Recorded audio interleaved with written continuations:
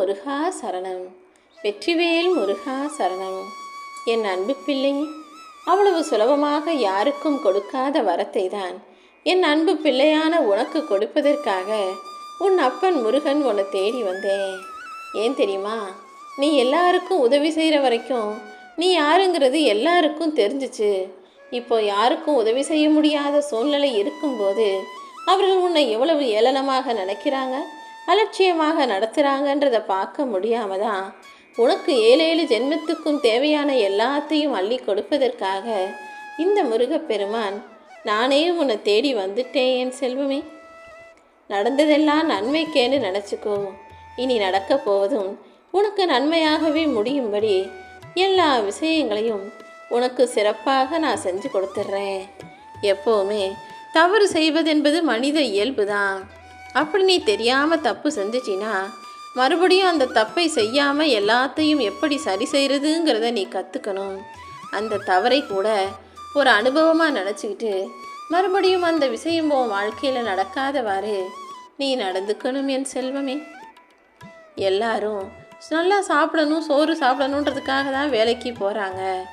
ஆனால் கடைசியில் எதுக்காக வேலைக்கு போகிறோம், எதுக்காக சம்பாதிக்கிறதையே மறந்துட்டு நேரம் ஆயிடுச்சுன்னு சாப்பிடாம வேலைக்கு ஓடி போகக்கூடிய ஆளாகவும் மாறிடுறீங்க. பாவப்பட்ட நடுத்தர வர்க்கத்தில் பிறந்ததால தானே இப்படி நீ சரியாக சாப்பிடாம தூங்காமல் உடம்பு நல்லா இருந்தாலும் உடம்பு முடியலைனாலும் வேலைன்னு ஓடி ஓடி போய் உழைச்சி உடம்பை கெடுத்துக்கிற. இந்த உலகத்தில் உன்னை போலவே நிறைய பேர் வாழ்ந்துக்கிட்டு இருக்காங்க. இது எல்லாத்துக்கும் நான் முடிவு கட்ட தான் போகிறேன். ஆனால் அதை முதல்ல நல்லவங்க கிட்ட இருந்து ஆரம்பிக்க போகிறேன். வேலைன்னு ஓடி உழைக்கிறவங்க ஒரு பக்கம் இருந்தாலும் யார் உண்மையாக நேர்மையாக நியாயமாக நடந்துக்கிறாங்களோ அவர்களுக்கு தான் நான் முதல்ல நல்லது செய்வேன். அப்படிதான் கஷ்டப்பட்டாலும் யார் மனசையும் கஷ்டப்படுத்திடக்கூடாதுன்னு பார்த்து எல்லாத்தையும் செய்கிற என் அன்பு பிள்ளையான உனக்கான வரத்தை கொடுப்பதற்காக உன் அப்பன் முருகன் உன்னை தேடி வந்தேன். என் செல்வமே, நீ ஒரு சில விஷயங்களில் ஒரு சில பேர் உன்னை ஏமாத்தினால தானே தனிமையில் உட்காந்து எல்லாத்தையும் யோசிச்ச. ஒரு சிலர் செஞ்ச துரோகத்தையும் அவர்கள் கொடுத்த ஏமாற்றத்தையும் புரிஞ்சுக்கிட்டு தானே இனிமேல் மனிதர்களை முழுசாக நம்பக்கூடாதுன்னு விலகி நடக்க ஆரம்பிச்ச. இப்படி உன் வாழ்க்கையில் நடந்த ஒவ்வொரு விஷயமும் உனக்கு பல புரிதல்களை உண்டாக்கி நீ அதன்படி உன் வாழ்க்கையை மாற்றி வாழ்ந்துக்கிட்டு இருக்க. ஒரு அவமானம் உனக்கு ஒரு புது பாதையை காட்டுச்சு. இப்படி தனிமையும் துரோகமும் அவமானமும் உன் வாழ்க்கையை முழுசாக மாற்றிடுச்சு. ஆனால் பார்க்குறவங்களுக்கு அது புரியாமல் ரொம்ப சுலபமாக சொல்லிடுறாங்க, நீ முன்ன போல இல்லை, மாறிட்டேன்னு. ஆனால் இப்படி நீ மாறுவதற்கு காரணமே மற்ற மனிதர்கள் என்பது எனக்கும் உனக்கும் மட்டும்தானே தெரியும். பரவாயில்ல, நடந்ததை பற்றி பேச வேணாம். இனிமே என்ன நடக்கணுமோ அதை பற்றி மட்டுமே நான் சொல்கிறேன். நடக்க போவதையும் நல்லபடியாக நான் உன் வாழ்க்கையில் நடத்தி காட்டுறேன். என் செல்வமே, எந்த விஷயத்தையாக இருந்தாலும் எந்த வேலையாக இருந்தாலும் தயங்கிக்கிட்டே நிற்காம ஒரு முறை அதை முயற்சி செஞ்சு பார்த்துரு. ஏன்னா ஒருவேளை நீ செஞ்ச முயற்சியில் வெற்றி கிடச்சிதுன்னா இன்னும் அடுத்தடுத்த கட்டத்துக்கு நீ உயர்ந்து போய்கிட்டே இருக்கலாம் அல்லவா? ஒருவேளை தோல்வியே வந்தாலும் தோல்வி மூலமாக நீ நிறைய கற்றுக்கிறதுக்கான விஷயங்கள் உனக்கு கிடைக்கும். மொத்தத்தில் முயற்சிங்கிறது ஒருபோதும் பலன் கொடுக்காமல் இருக்காது. ஒன்று தோல்வியை கொடுத்ததுன்னா அனுபவம் கிடைக்கும், வெற்றியை கொடுத்ததுன்னா அடுத்த கட்டத்துக்கு நகர்ந்து போக முடியும் தானே. நீ எப்போதும் எல்லாருக்கிட்டையும் பாசமாக இருந்தாலும் அந்த பாசத்தையும் அன்பையும் அடுத்தவங்களுக்கு உணர வைக்க நீ தவறிடுற. அதனால தான் பல பேர் இன்னுமே உன்னை எதிரியாகவும் கெட்டவனாகவும் நினச்சிக்கிட்டு இருக்காங்க. ஆனால் அதை பற்றி நீ கவலைப்பட வேணாம். இந்த உலகத்தில் எல்லாராலும் எல்லாரையும் புரிஞ்சிக்க முடியாதுங்கிறது தானே 100% உண்மையான நிதர்சன உண்மை. இந்த முருகப்பெருமான் உனக்கு துணையாக இருக்கும்போது உன் மன கஷ்டத்தையும் துயரத்தையும் நீ என்கிட்ட சொல்லலேனாலும் உன்னை முழுசாக புரிஞ்சவனாக தான் இருக்கேன். வாழ்க்கை எப்பொழுதும் அவ்வளவு சுலபமாக நீ ஆசைப்பட்டதை உன் கைகளில் கொடுத்துடாது. நீதான் உனக்கானதை தேடி போராடி அடைவதற்கு முயற்சி செய்யணும். என் செல்வமே, நீ தேடுவதும் உன்னுடைய போராட்டமும் உன்னுடைய முயற்சியும் உண்மையாக இருக்கும் பட்சத்தில் எப்படியாவது நான் உனக்கானதை உன் கைகளில் கொடுத்துருவேன். நீ எப்போதும் கோபத்திலோ வருத்தத்திலோ இருக்கும்போது கொஞ்சம் தனியாக இருந்துரு. அப்படி இருந்தீன்னா அந்த வருத்தமும் கோபமும் கொஞ்ச நேரத்தில் அடங்கி போய் மறுபடியும் உன் வாழ்க்கையை நீ புத்துணர்ச்சியா உன் வேலையை பார்த்துட்டு போய்கிட்டே இருக்கலாம் அல்லவா? எவ்வளோ பெரிய முடிவை எடுப்பதாக இருந்தாலும் அது நீயாகவே எடுக்கக்கூடிய முடிவாக இருக்கணுமே தவிர, அடுத்தவங்க கிட்ட அறிவுரை கேட்குறேன், யோசனை கேட்குறேன்னு அடுத்தவங்க சொல்வதை அப்படியே கேட்டக்கூடாது. அறிவுரையும் யோசனையும் கேட்பது வேற, அவங்க சொல்கிறத அப்படியே செய்கிறது வேற. எல்லார்கிட்டையும் போய் ஆலோசனை செய்யி, ஆனால் கடைசியில் எதுவும் வாழ்க்கைக்கு சரியாக வரும்னு எல்லாத்துக்குமான முடிவை நீதான் எடுக்கணும் என் செல்வமே. உன்னுடைய செயலும் உன்னுடைய சிந்தனையும் உன்னுடைய முயற்சிகளும் நிச்சயமாக உனக்கு பலன் கொடுத்தே தீருங்கிறத நீ ஒருபோதும் மறந்துட வேணாம். ஆனால் எல்லாமே உடனுக்குடனே கிடைக்கணும்னு நினைக்காத. ஒரு விதையை மண்ணில் போட்ட உடனே அது முளைச்சி மரமாக வந்துடுதா என்ன? விதைச்ச விதைக்கு சரியான முறையில் தண்ணி ஊற்றி பத்திரமாக பராமரிக்கும் போது தானே அது சரியான நேரத்தில் சரியான காலத்தில் அதற்குரிய காயையும் பழத்தையும் உன் கைகளில் கொடுக்குது. செடி முளைக்கிற வரைக்கும் பொறுமையாக காத்திருப்பது போலதான் உனக்கான விஷயங்களை என்கிட்ட விதையாக போட்டு ஒப்படைச்ச பிறகு நான் அதற்கான பலனை உனக்கு கொடுக்கும் வரையிலும் கொஞ்ச காலம் பொறுமையாக காத்திருக்கணும். எல்லாமே நீ நினச்சது போலவே நடக்கும்னு சொல்ல முடியாது. கொஞ்சம் முன்ன பின்ன நடந்தாலும் நிச்சயமாக அது உனக்கு சரியானதாக நான் முடிச்சு கொடுப்பேன் என் செல்வமே. உன் வாழ்க்கையை பற்றின கவலை உனக்கு வேண்டவே வேண்டாம்.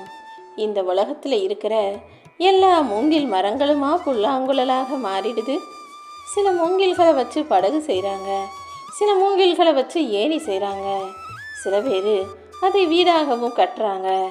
அதே போல தான் வாழ்க்கையில் எல்லாமே எப்போதுமே நினச்சது போலவே உருவாகிறாது.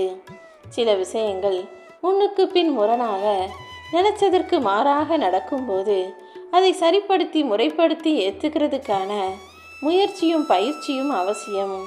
இந்த முயற்சிகளும் பயிற்சிகளும் தான் உன்னை வெற்றி பாதைக்கு அழைச்சிட்டு போகும்.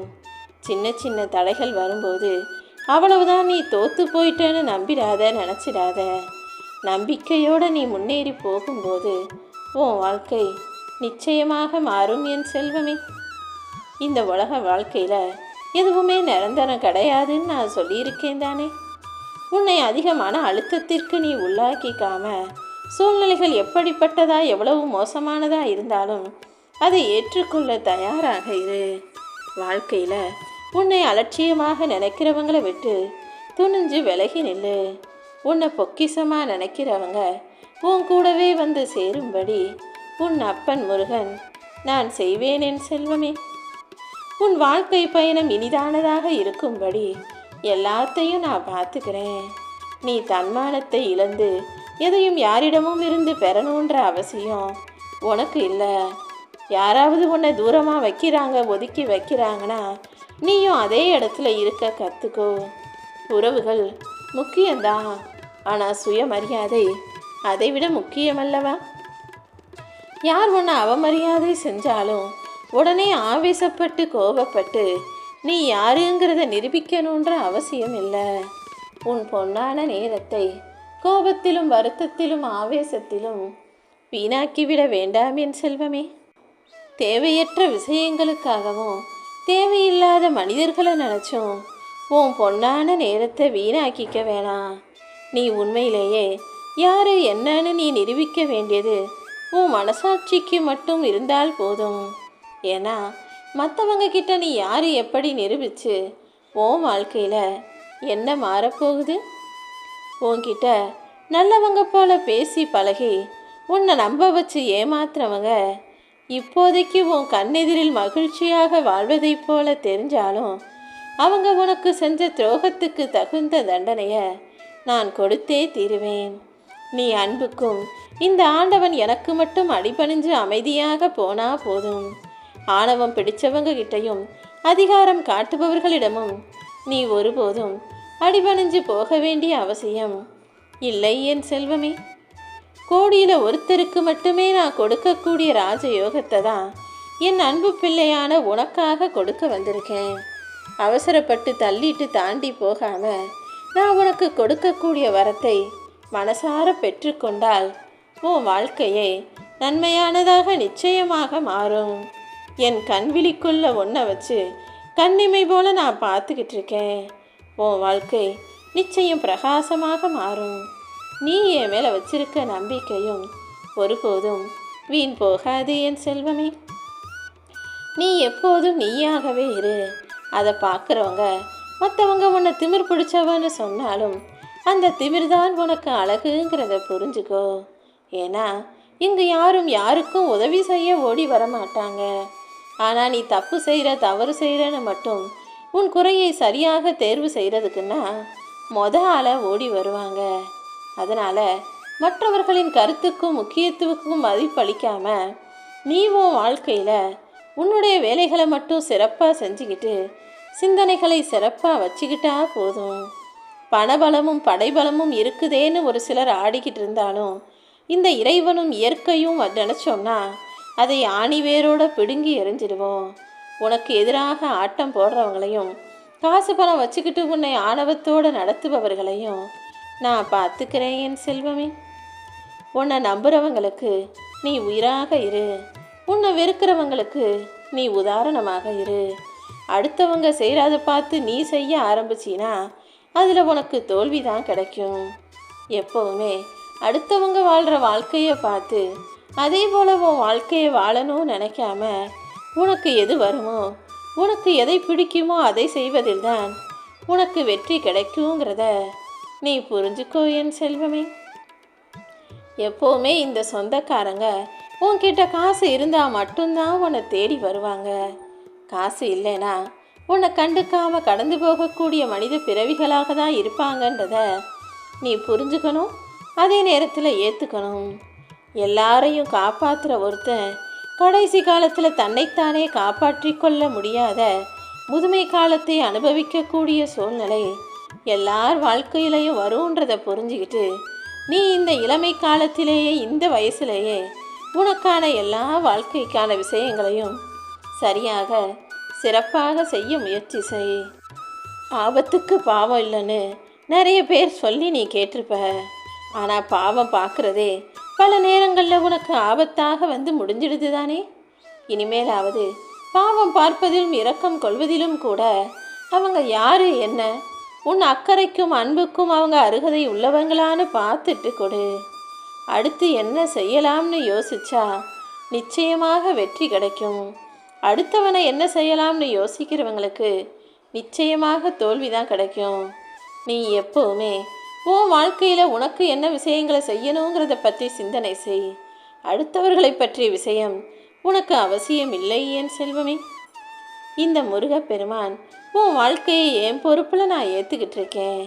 அதே போல் நீயும் உன் வாழ்க்கைக்கான பொறுப்பை நீயே தான் முடிவு செய்யணுமே தவிர அடுத்தவங்களிடம் அதற்கான பொறுப்பை ஒப்படைச்சு உன் வாழ்க்கையை வாழ்வதற்கான ஆலோசனைகளை அடுத்தவங்கிட்ட போய் கேட்டினா அவங்க உன்னை மட்டம் தட்ட தான் செய்வாங்க. அதனால் உன்னுடைய தகுதியோ திறமையோ எதுவாக இருந்தாலும் அதை நீயே முடிவு செய்யக்கூடிய ஆளாக இரு. நீ உன் வாழ்க்கையை எப்படி பார்க்குறியோ அப்படிதான் அது உனக்கு அமையும். அதனால் உன் வாழ்க்கையை எப்போதுமே உயர்வாக நினை.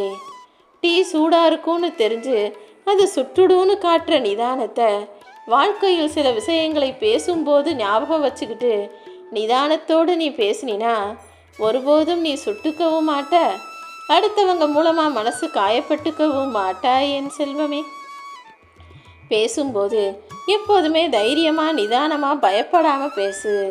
பயம் இருக்கும்போது யாருக்கிட்டே எதையும் பேசாமல் இருப்பது தான் உனக்கு நல்லது.